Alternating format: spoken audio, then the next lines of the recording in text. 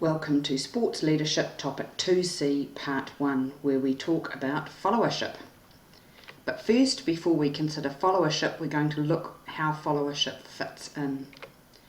Our definition is that leader is an influence relationship among leaders and followers who intend real changes and outcomes that reflect their shared purposes. It is really important to remember that leadership is about both leaders and followers. So today we're looking, or in this particular session, we're looking at followership. The role of followers. So we're shifting roles between the leader and follower. This is also an influence relationship, a very critical influence relationship, because without followers you cannot be considered a leader. And followers share many similar qualities, the same as leaders. And we'll have a look at what they are later on. Something else we're going to consider is mental models, what mental models are. These are theories that we hold about specific systems or ideas that we see in the world, and then what we expect the behaviour to be like.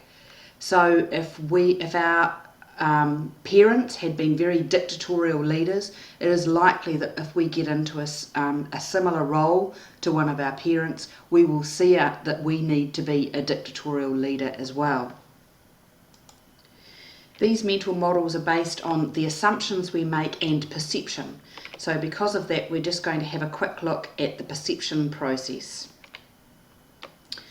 So the perception process.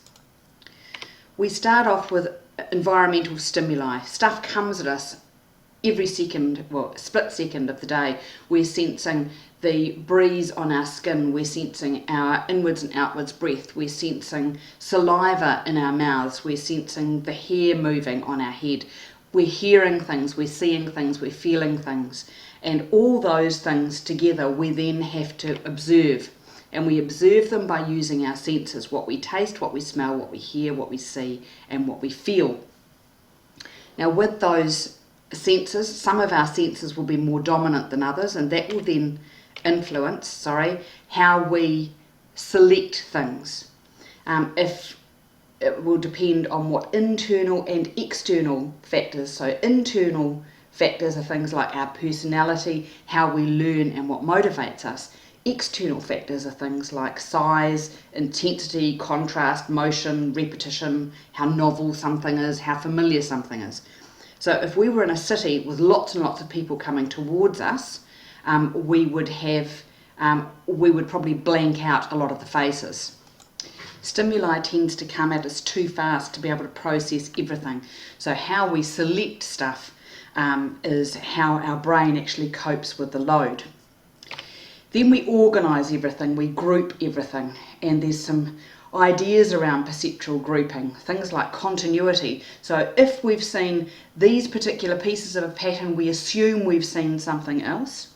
We look for closure, so we look for a pattern and then think, okay, this is the logical end for it. So we fill in forwards as well. For proximity, how close it is to us, how closely we feel aligned to things, and how similar it is to the patterns that we've seen before.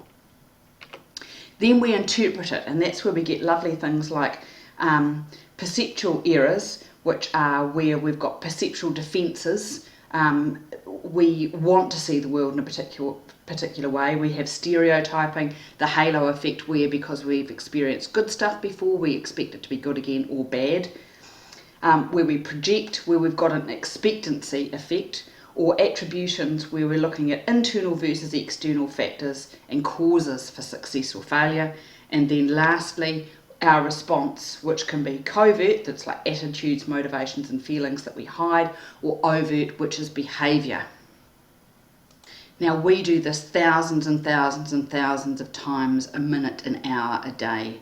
So this is our normal process. We need to understand how this works so that then we can understand how we come to the kind of decisions and actions that we do.